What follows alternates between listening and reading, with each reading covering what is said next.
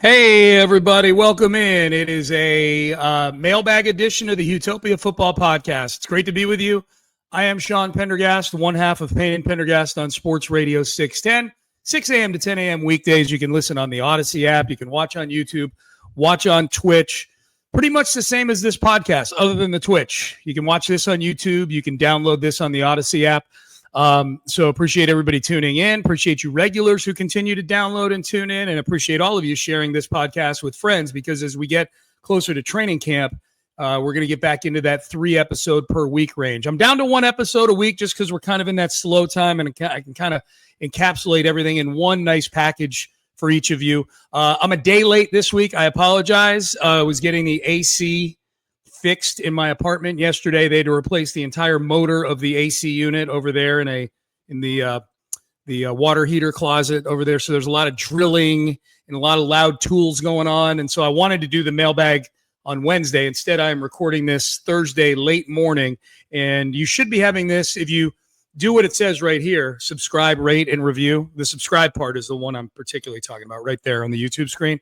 Then you should have this by early Thursday afternoon. Thanks to Jared Rowland, my producer. So this will be the only episode this week. I do have some things I want to get into before we dig into the mailbag. Got some good mailbag questions this week, by the way. If you want to get in on the mailbag, easy to do. You just send an email to right there, HOUMAILBAG@gmail.com. That's how you get in touch with the show. I'm happy to get just comments about the show. It doesn't have to be a question that I answer on the air or on the podcast, but I do love answering your mailbag questions. You guys do some of the heavy lifting for me this time of year, so I really appreciate everybody who's a regular emailer to the show. But more than anything, I appreciate you regular listeners to this podcast. So we are 24 hours almost on the nose out from the rookies showing up at Rookie Minicamp tomorrow. And Rookie Minicamp it's really just, for us in the media, it's just a chance to kind of get to know the rookies a little bit, kind of just see what they're about, see the body types, things like that. There's not a ton going on in the way of massive drills just because there's not enough bodies to get a ton accomplished. The Texans drafted 9 players. They've got a few undrafted rookies they're bringing in. But and then there may be a couple other guys that are there. I don't know if they let Rookie Minicamp serve as a tryout of any sorts for guys.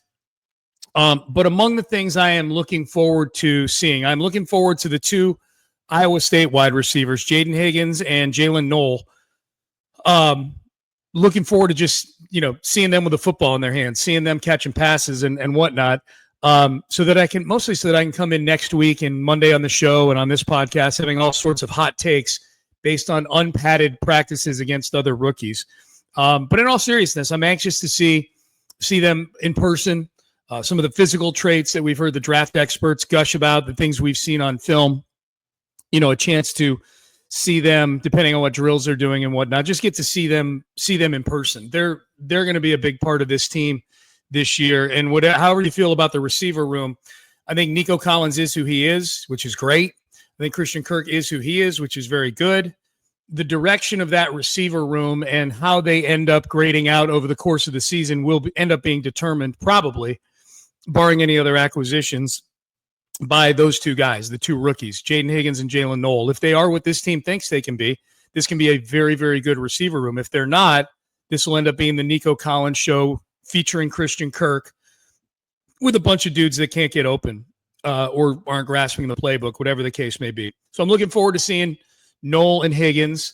I'm anxious to see what kind of workload they put on Graham Mertz, the quarterback that they drafted. They obviously need somebody to throw a football out there. At Rookie Minicamp, I'm assuming I'm not going to see C.J. Stroud or Davis Mills just taking time off to go play soft toss with the rookies. So I'm anxious to see, one, what kind of workload does Graham Mertz have right now because he's coming off an ACL injury. And number 2, just see if there's any inkling or any demonstration of the traits that led the Texans to draft Graham Mertz. I would not have drafted Graham Mertz. At that point in the draft in the 6th round, I would have taken Quinn Ewers on the board right there. But according to some reports, a lot of teams, once the 3rd or 4th round came and went, with Ewers still on the board, I guess a lot of teams weren't sure if he'd be able to handle being a backup because And that may be a new wrinkle in this NIL world that we're living in when you got quarterbacks that are starting quarterbacks at big schools that are making big money collegiately. how amenable are they to being a backup quarterback? I think most of these guys are self-aware enough to know that once you get to like the third or fourth round, that's what you're going to be, is a backup. So I think it's a little unfair to those guys to assume they can't do it unless they saw something in interviews or heard things behind the scenes that would lead them to believe that Quinn Ewers is not amenable to being a backup quarterback. So, you know, and how does it factor in when guys are transferring? You know, like if somebody transfers from another school, from one school to another who's a quarterback, by definition, they're not amenable to being a backup there, you know? So how much does that get factored in? I don't want to go off too much on a Quinn Ewers tangent. I just thought that was an interesting bit of speculation that one of the reasons he slipped all the way to the seventh round is that teams, once you get to the third or fourth round, they're like, I don't know if this guy's why. He may be more talented than some of these guys that are getting picked in the third and fourth round, in the fifth round and sixth round and so forth. But is he wired to be a backup? I don't know. I would have taken a shot on Quinn Ewers there if I were the Texans and see if you can develop him into something that you can flip to another team. I'm not so sure Graham Mertz is that guy, but we'll see. That's one of the reasons I'm anxious to see rookie minicamp. Among the day 3 rookies, the one I'm most intrigued to see is actually Jalen Reed, the safety out of Penn State. Woody Marks is interesting too, and he's one that the team seems to be very, very high on. But Jalen Reed, I'm anxious to kind of get a gander at, and he's the one that had that phone call with Nick Caserio where all the dude did was just scream, "Let's do it!" like 15 straight times. He screamed it while Nick was on. He kept screaming it when he was on with D'Amico. Then poor Cal jumps on and doesn't know what the hell he stepped into. Just some maniac screaming, "Let's do it!" That was really funny. So him, and then the last thing, and this is where we're at. It's a rookie minicamp, but there is, for the first time since 2009. There is a battle to be the long snapper of the Houston Texans.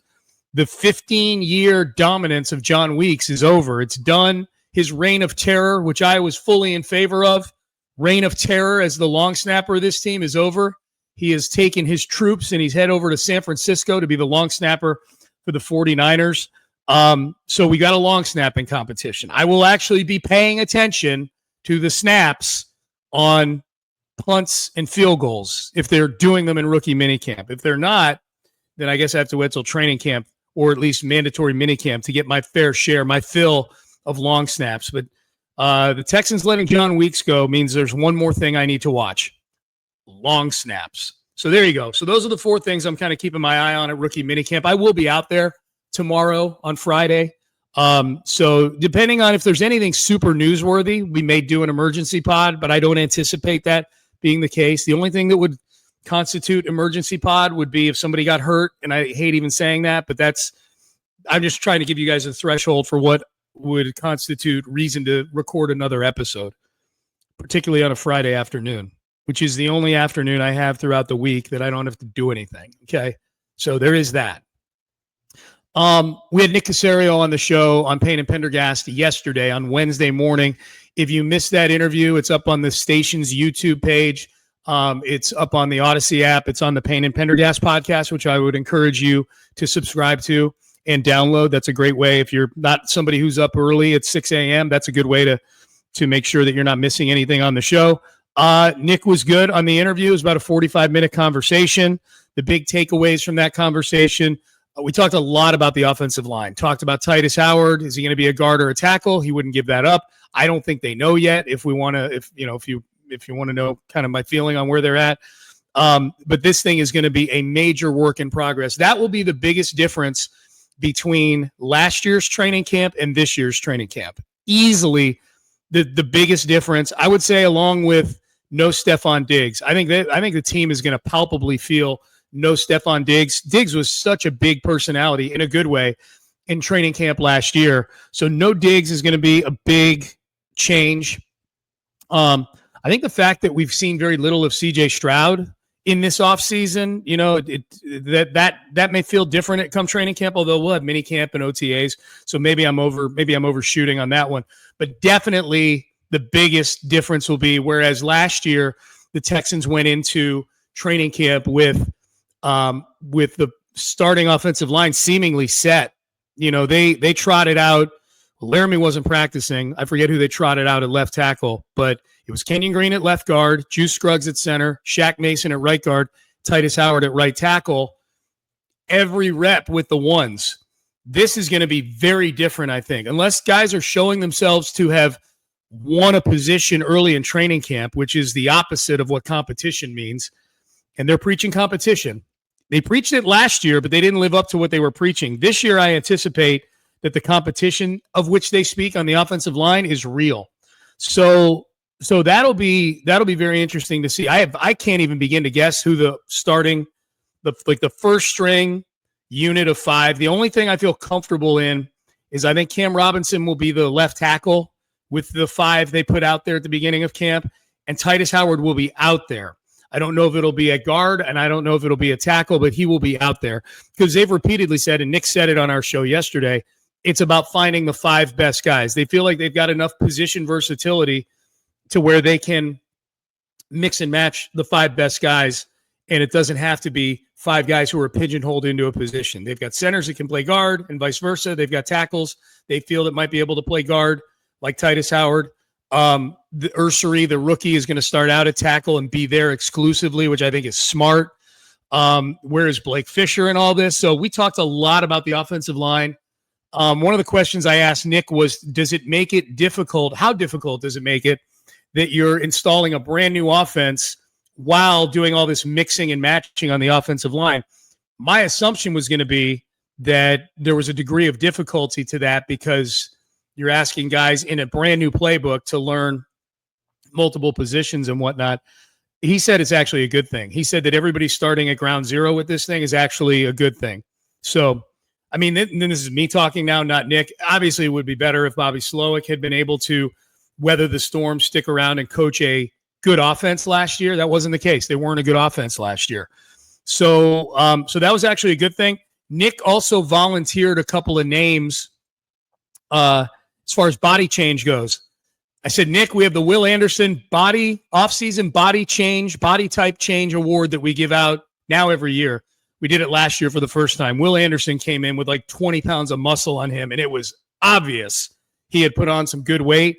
Who are the guys? Actually, the question was about Blake Fisher. I said, is Blake Fisher putting on some good weight? He's the favorite in the clubhouse on this show for the Will Anderson body type change award.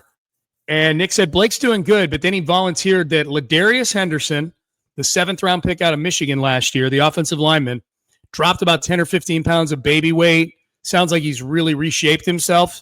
Maybe that's a sleeper name on the offensive line that we're not thinking of right now. He's a tackle by trade. Can he play guard? And then Nick said Kamari Lassiter was the other one, which is scary because Kamari is not a guy where I looked at last year and said, oh, he needs to really put on some weight. Like Kalen Bullock would have been the one I would have said about that. Kalen Bullock has tiny little chicken legs and a very thin frame. But he said Kamari Lassiter looks awesome, at least like body type wise. I'm assuming he's going to look awesome as a cornerback this year because he looked awesome as a rookie last year. So those are kind of some of the takeaways from the Caserio conversation. He had comments about some of the rookies, went deep on Ursary, Jalen Knoll, talked about Higgins a little bit. It's clear they like Woody Marks a lot, the guy they traded into. We talked a lot about draft strategy, maybe a little too much, if I'm being honest, about all the maneuvering that Nick did and does in the draft.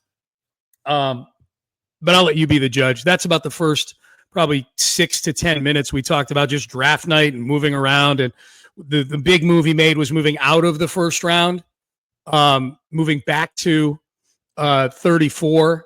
You know, we talked about, is there, you know, did you want to make sure you didn't move too far back?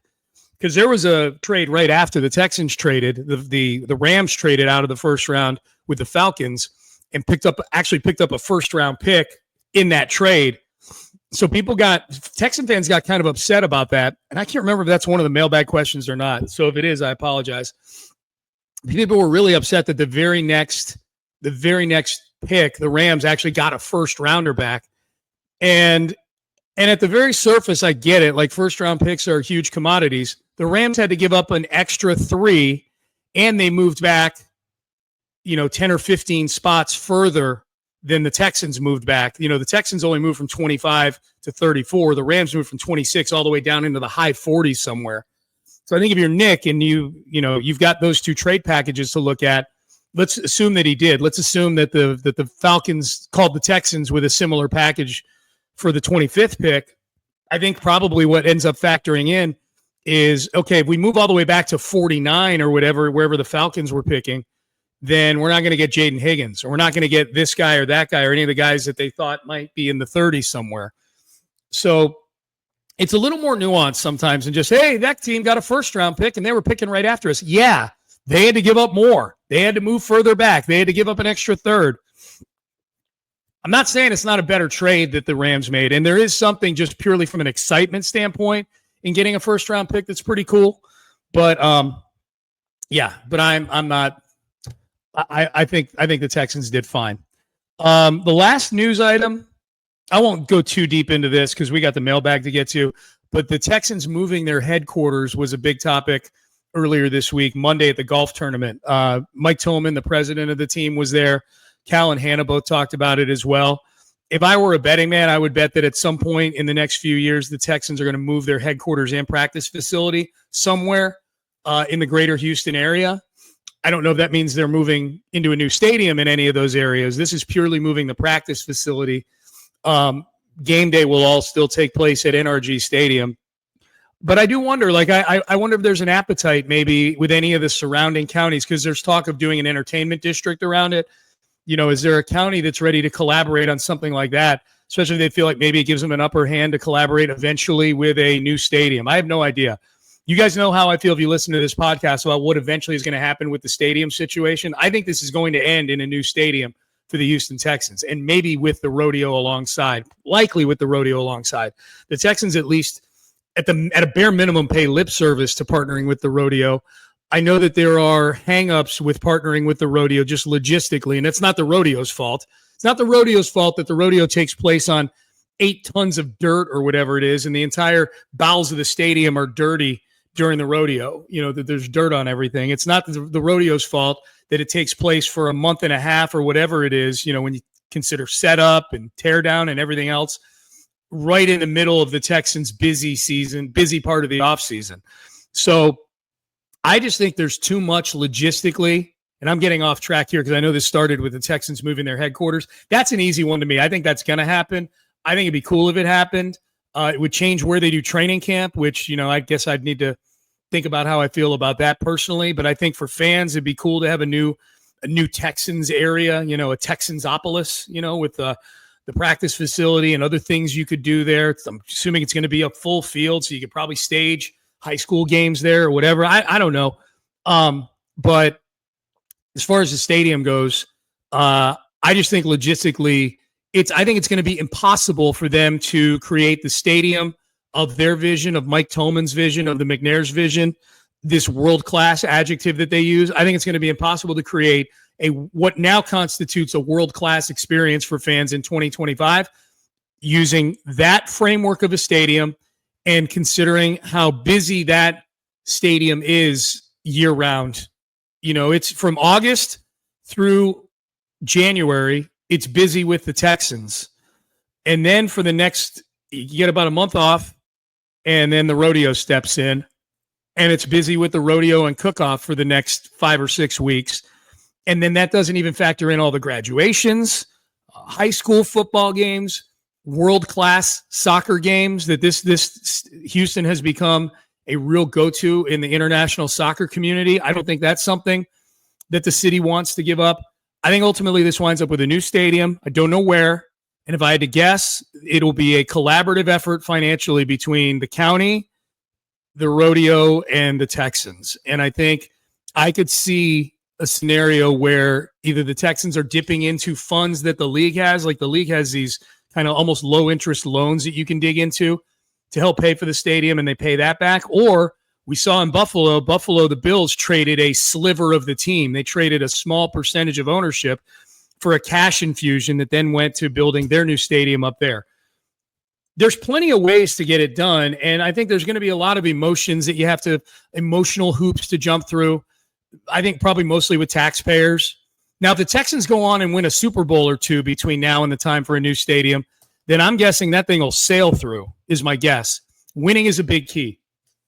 All right, so there we go. Those are the non-mailbag items. Let's get to some mailbag stuff here.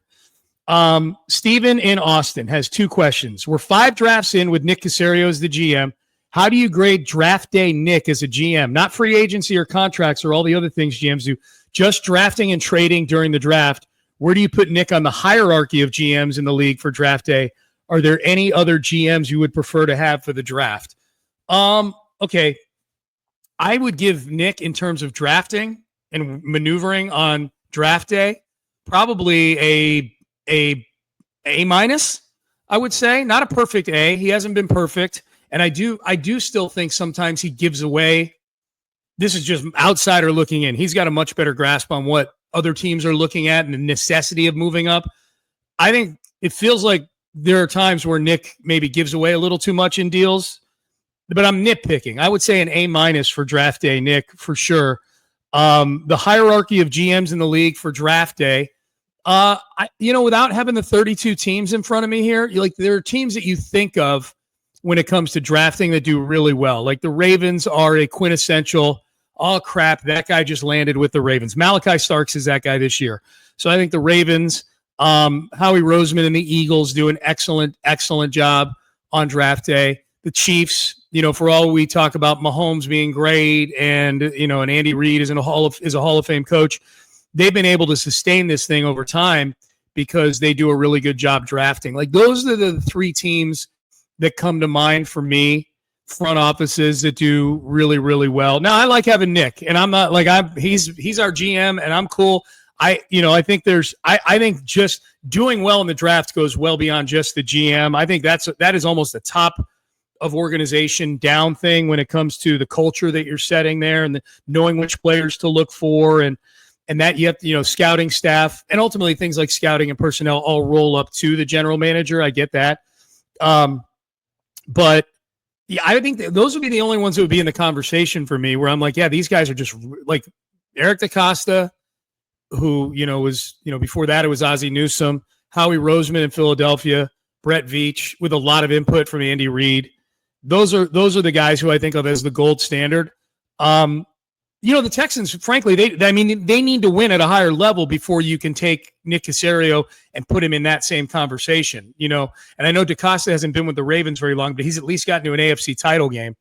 Howie Roseman just won the Super Bowl. Brett Veach has overseen multiple Super Bowl championship teams. So, yeah, but I think he's, I think Nick's trending in the right direction for sure. If you could change, this is Steven still, if you could change one thing that happened in the draft for the Texans other than how it played out in the first round, what would it be and why? Thanks so much. My 13-year-old son and I love listening. Thank you, Steven. I appreciate that. If I could have changed one thing in this draft, well, it probably would be how it played out in the first round. I wanted Matthew Golden really badly, and it looked like I was going to get my wish until Green Bay stepped in and did what they did. I would say honestly, though, this is probably very selfish one. There were a few Notre Dame guys that I really liked that I know the Texans liked as well. Jack Kaiser that went to Jacksonville, probably around earlier than people expected. He was a 6-year guy at Notre Dame who I know the Texans really, really liked. I know Riley Mills, like a day 3, because you're asking me stuff outside of the first round. So we're talking day 2 and day 3 type stuff. There wasn't anything. I have 0 complaints about day 2 of this draft, so I'm not going to complain about that. 0 complaints. Love the wide receivers. Love Ursery. Jalen Smith, I'm willing to trust the Texans on that evaluation. But yeah, I thought there were some guys from my alma mater that might have helped, man. Jack Kaiser, I think, is a D'Amico Ryans kind of guy. I know they liked him a lot. Riley Mills, the defensive tackle who suffered a knee injury in the playoff, who I think would have gone probably 2 rounds earlier if he hadn't suffered the knee injury. I think he went in the 5th round. Looks a lot like pudgy JJ Watt, like baby fat JJ Watt, because he wears 99 and he's a big, huge white dude. Mitchell Evans, it was a tight end who also tore an ACL a year ago that I think would have been a good pick. So that was it. Mine, I have a hard time getting worked up over day 3. It's just such a crapshoot. But so selfishly, those were the things. You're asking me what I would change. Like those are the things when I watched each of those Notre Dame guys go off the board, because I know they like Notre Dame guys. The Texans do, and I think they've done. They've done okay by them. Blake Fisher, we'll see how he works out. But Jared Patterson has been good for the Texans. I'm trying to think if there's others here. Kurt Hinish, for an undrafted guy, has been very good for the Texans. And I know for a fact that Nick Caserio really, if we're putting the group of coaches together, that he really likes their programs. He talks openly about Greg Schiano with Rutgers and obviously Alabama when Nick Saban was there. Clearly, they've Ohio State and Ryan Day, they took the quarterback from Ohio State with C.J. Stroud a couple of years ago. Matt Campbell, the Iowa State, they've got 3 Iowa State wide receivers in the building now. Matt Campbell. I know that Marcus Freeman is on that level. So that's probably the only thing that really disappoints me. Steven, thank you and your son for listening. Cody and McMahon, I've been talking to my junior high students about the difference between being a great player and being a great teammate. These kids live for basketball, so I began telling them about Bill Russell and showing them old black and white highlights. It got me to thinking about biopics of our sports heroes. Who does Hollywood need to make a biopic about? Obviously, I've got Bill Russell on my short list. Would love to hear your thoughts and why those players would be your choices. I'm all about stories that have some struggle to it. The most famous athletes, now Bill Russell is one of the most famous athletes, but there is obvious struggle to his story as an African-American player at a time where there was, the integration in sports was at best a foreign concept. And, it started obviously at the time Russell was there with the Celtics, but in that city too, Boston is not one of the more racially advanced cities when it comes to, racial sensitivities and things like that. Bill Russell's a good one. I start thinking about stuff like this, and I think more of guys who've had struggle, like, familial struggle or personal struggles, things like that. I'd have to think off the top of my head, like who some of the best ones would be. But like, you hear stories of a lot of guys that get drafted and they've got, they've had to raise siblings and things like that. I apologize, Cody. I don't have specific names, like the names that float through my head, like the most famous ones, like, I have no desire to see like a biopic about Derek Jeter or a biopic, about, LeBron would be an interesting one among famous people. You know what I mean? Like he, grew up in a single parent home, father incarcerated, if I'm not mistaken. I hope I'm not off base on that, but, yeah, that's an interesting one. I may save that one and bring that on the show and let the listeners of Sports Radio 610 take a crack at that. I probably should have had like a top 5 list before I jumped on that question. But yeah, appreciate you, Cody. Appreciate you always. So just know that it's athletes. I'm more into the struggle and the overcoming of the struggle than I am somebody who's hailed a conquering hero from the time that they show up, from before even showing up on the radar, that kind of thing. John T., what the hell is going on in Chapel Hill? Do you think the Board of Governors at North Carolina are cool with Daisy Duke running the football program, or at least the publicity department? Please rate the 3 that we know of Belichick's significant others. Debbie Clark, his wife; Linda Holliday, his former girlfriend; Jordan Hudson, offensive coordinator. That's pretty funny. If I'm rating the 3 of them, and I know very little about his wife other than they're divorced. So I'm immediately going to put her at top of the list. She knew what the hell, she knew to get the hell out of there. I'm going to put the girlfriend of many, many years in the middle. Yeah, I'm going to rate them in chronological order. This Jordan Hudson seems like a nightmare. And she's very attractive. Everything I've seen publicly, and Bill Belichick can go find somebody attractive. Now, they may not be 24-year-old former cheerleaders or Miss Maine or whatever the hell she is. And by the way, she's empirically attractive, not really my type. Belichick can go find any attractive woman over the age of like 45 that he wants, but maybe he's got a type. Who knows?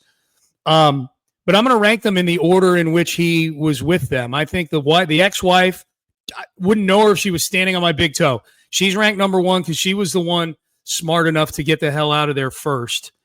The girlfriend, the blonde for those many years, whatever. She stuck it out through the Super Bowl years. I can't act like she had to go through a lot of struggle. But this Jordan Hudson, man, wow. I'm afraid she's going to hear this podcast and come after me next. All right. Eric says, hey, Sean, love both shows. the podcast and Payne and Pendergast. Quick question for you that I don't think I've really heard addressed. Okay, here we go. Is there anything you can think of that I may be missing from the following statement? Oh, here we go. I did cannibalize this. This is the person who asked about the Atlanta trade, the Atlanta and the Rams trade that came down right after the Texans. So I've kind of already addressed this, Eric. I apologize, but he's basically asking me, did Nick screw up by not taking that package from the Atlanta Falcons? And I think, and there's a long explanation, and Eric, I would read the whole thing, except that's a really long email. Just general thoughts on that trade I've given already, Eric. I really appreciate you listening. If the Texans, it was just a more compact, lower level trade that included assets that weren't nearly as variant. God, I sound like the magnificent Gladstone right now. Holy, Eric, I hate that you walked me into this just now. The Texans just moved a little bit back and got a couple of thirds and only gave up their first-round pick. The Rams moved much further back, gave up their first-round pick and a third-round pick, and then got an extra first in the process and maybe some day 3 shrapnel. So I think that's what it comes down to. Like, if you're willing to give up more draft capital and you're willing to move further back, then you can get a first out of this thing. And maybe Nick should have done that if it was offered to him. Maybe he should have. Then you'd have 2 firsts going into next year. Boy, that's a whole lot of fun. I mean, it's way more fun for us because most of the mock drafts are just first round only. And we'd have had 2 in there. And that was fun those years where we had 2 from the Deshaun trade. But I have no problem with it. To me, a lot of it's going to hinge on how Jaden Higgins winds up. Because you move back to 34. Obviously, the feeling was that if they moved any further back, he might not be there. If Jaden Higgins turns into another Nico Collins, then they probably ended up doing the right thing. Eric, I appreciate it. Sorry I cannibalized your question with an answer earlier. Chris in the ATL, he is back, says it was a fun draft with all the trades from Caserio. There were many text messages shared between me and my family and friends, including several WTFs. I know it's early, but I've heard chatter about players likely to be cut or traded since the draft. For this exercise, can you place – okay, to be clear, he's talking about current players on the roster, not guys they just drafted. So, guys like Dameon Pierce, guys like that.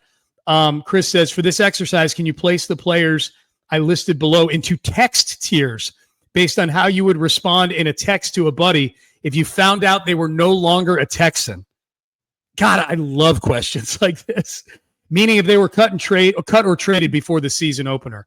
The 3 buckets are IDC, which means I don't care. Absolutely makes sense that they're gone. NGL, kind of surprised, but also I can get it. What does NGL stand for on a text string? Okay, I got to go look this up now. NGL. Let's see. NGL is an internet. Oh, not going to lie. Okay, gotcha. Not going to lie. Kind of surprised, but also get it. Okay, that's a good one. And then STFU. That one I know. That shut the fuck up. All right, I'm not going to go old guy on that one. I use that one a lot. Not with Seth, but with a lot of people. And that's can't believe they're no longer a Texan. All right, so the 3 buckets are IDC, which means it makes sense they're gone. NGL, not going to lie, kind of surprised. And then STFU. Sorry, that was my extension cord hitting the ground. Can't believe they're no longer a Texan. All right, here we go. I'm going to rapid fire these. Davis Mills. I would be, if they got cut in training camp or gone before the season or traded, I would be NGL on Davis Mills, so middle tier, only because he might be able to fetch you something in a trade. I'd be in between NGL and STFU on that one, only because he's their only viable backup quarterback. Dameon Pierce, NGL only because the team is really into Dameon Pierce. Me personally, I'd be IDC, and I hate that because I love Dameon Pierce, but it's been a while since you can trust him as a running back. Jimmy Ward, IDC, because I'm assuming there'd be an injury involved there. Dalton Schultz, I would be STFU, and it's not because Dalton Schultz is great, but it's only because that would be a major cap hit. So I'd be STFU. Cade Stover, definitely STFU if they cut him. They love Cade Stover over there. Christian Kirk, definitely an STFU because that, again, another huge cap hit for a guy.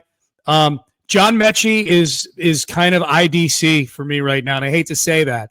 I hope he makes the team. I hope John Mechie has a productive career, and it's as a Texan. But look at the behavior of the team in the draft and in free agency, or I guess trade in the case of Christian Kirk. And free agency, honestly. I mean, Justin Watson, Braxton Berrios, they're going to factor into that competition. Titus Howard would be an STFU this year. Depending on how this year goes, he might be an IDC next year. Christian Harris would be an NGL, except if this injury stuff holds up, he'd be an IDC. So I would say NGL for Christian Harris, and then Xavier Hutchinson would be an NGL just based on the fact that Nick Caserio has cited him this offseason a few times as somebody, and D'Amico has as well, somebody who they like the direction that he's going. So the only STFUs in the bunch are Dalton Schultz, Cade Stover, and Christian Kirk. The rest of and Titus Howard. The rest of those names, I'm somewhere in between, Midland, or like I just don't care that they got cut. That's a great way to frame that question, Chris. Fun question, Sean. Are you a big texter? And if so, are there any text abbreviations that you use frequently? I would say I do. After years of resisting on using LOL, I do use LOL. I rarely use LMAO, but I do use LOL. As far as abbreviations go, like I'll shorten words from times, but like the abbreviation, I mean, you could tell I just had to look up NGL. So I'm not a huge abbreviations user. My son Sammy is a massive user of abbreviations. He's a big, the one I get the most from him is WYM. What do you mean? Because I guess I'm not clear sometimes. So yeah, I'm not a huge text abbreviation user. So my wife, I think, will tell you I am a huge user of texts. I text all the time. And I say that because she's usually sitting on the couch while I'm texting stuff work-related or with buddies about the game or whatever. But I am a big texter, huge texter. I am a much bigger texter than I am an on-the-phone guy. Anybody who listens to Payne and Pendergast knows, because I talk about it frequently, I fucking hate talking on the phone. Hate it. I just don't, it's not a great use of time, in that once you're on a phone call with somebody, you've ceded control of being able to multitask at a good rate.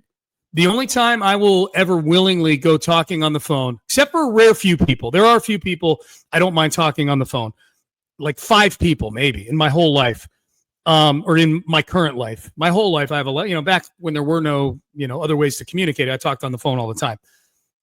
When I go for long walks is my phone time. That's when I'll talk on the phone. If I owe you a phone call, there's a 99% chance you will get a call back while I'm on my 4-mile walk through the neighborhood behind me here. Because then I'm just walking. So that's multitasking for me. That was a lot that we went into on my habits. All right. Let's see. BK steps in. This is a great BK email. BK's emails are usually long. This one's great because he heard me talking about going and seeing Revenge of the Sith in theaters. I think it's still playing. If you're a big Star Wars nerd, Revenge of the Sith is in the bottom half of the Star Wars movies for me. But any Star Wars movie in a theater, I'm there for it. So my wife and I went to iPick last week, like on a Wednesday afternoon, and went and watched Revenge of the Sith. So BK does a George Lucas, Nick Caserio mashup. Let's see how this works on the podcast. After building a defense that provokes fear throughout the universe of the AFC South, the Texans were spread across the galaxy with pass rushers and DBs chasing down whatever mid-level quarterback play in the division, wherever it hid. Now in the draft, the Texans are trying to create a clone army. They drafted a Nico Collins clone in Jaden Higgins and a Tank Dell clone in Jalen Knoll. Nicky the Vest traveled. Now, Nicky the Vest is a mob reference, but I'll continue with the Star Wars. Nicky the Vest traveled to the Ames system and liked what he saw with the wideouts. BK, you're on a roll. But the O-line? Well, let's just say the Texans don't have the high ground. Only a Sith speaks in absolutes. But Texans can agree our pass protection absolutely sucked last year. Joe Mixon had to fight a whole garrison of enemy defenders every snap. If you're a Star Wars fan, you're loving this email right now. If you're not a Star Wars fan, then I would encourage you just to fast forward like 2 minutes in the podcast here. But is there a new hope? BK continues. Can the one draft pick not named Jaden or something confusingly close to it actually protect the chosen one? Chosen one is CJ Stroud. Well, trying to figure that out is as confusing as the order to watch the movies in. That is true. Just a quick sidebar. I believe it's called the machete order, where they say that you should watch episode 4, episode 5, then you stop there after Darth Vader reveals he's Luke's father, and you do 1, 2, and 3, and then it's back to 6, where Return of the Jedi. That's what I've heard is the thing to do. Now, that was before you had the sequels, 7, 8, and 9, before they plunked Rogue One in there and Solo. Now I've got no fucking idea what to do. But if anybody's got a good order to watch the Star Wars movies in that kind of shakes things up a little bit, I'm all about that. All right, finishing up on BK Star Wars email, because you've got me on the nerdiest tangent ever. Is D'Amico Ryans going to wind up like Mace Windu with his right-hand man on offense letting him down? Well done, BK. Seems like the future is clouded by the offensive side. But if Star Wars teaches us anything, it's that a ragtag bunch of rebels can topple an empire, even the Chiefs. So we've signed free agents, drafted some dudes, and now we go to camp. This is where the fun begins. BK, bravo. That is incredibly well done, my friend. Really, really good. All right. Got one more. It's Jason in Leander. He's got a couple questions. He says, any chance the Texans get Tyler Linderbaum, and should they? I'm guessing the only reason that's a question, Jason, is because Linderbaum's fifth-year option did not get picked up. There's a reason for that. And now Linderbaum's been a Pro Bowler the last 2 years. He's one of the best centers in football. So I don't think there's any chance the Texans are going to get him, would give up what it would take to get him, can afford to pay him because they got to pay Will and CJ this coming off season, and they've already paid a bunch of guys. But the only reason Linderbaum's fifth-year option didn't get picked up is because, stupidly, the NFL, the way the fifth-year option works, it's a little like the franchise tag where it's based on the average salaries, the top, whatever, I think 10 or 5 average salaries at your position. That's the fifth-year option amount. And they lump centers in with O-line.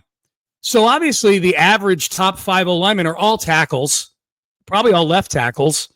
And so the Ravens aren't like, well, we're not going to sign up for one fully guaranteed year to pay Tyler Linderbaum like he's Trent Williams or something. We're not going to do that. And Linderbaum understood that reportedly, and they're working on getting a deal done. So I think he's going to stay in Baltimore. It's a fair question, and I think that's probably why you're asking it, if I had to guess. Last question from Jason. Why is The Rock trying to ruin WWE? Travis Scott is the Jack Easterby, Jeff Buff Bagwell of wrestling. He doesn't belong there. WrestleMania was pretty good, but the Sunday main event was stupid. Your thoughts? That was a few weeks ago now. That WrestleMania, Jason, question's been in the holster. The main event on Sunday. Oh, that was Cody and Cena. Yeah, that was fucking dumb. That ending sucked. I loved most of the matches on Sunday, and I loved the main event on Saturday. The 6-man match on Saturday was, or the not 6-man, the 3-way with Punk and Roman and Seth. I thought was really, really good. The Heyman turn at the end I thought was really well done. I thought the Cena-Cody ending was done terribly. I don't need Travis Scott anywhere near my wrestling. I don't hate Travis Scott. I'm fine with Travis Scott. He's a Houston guy. Do not need him near my WWE.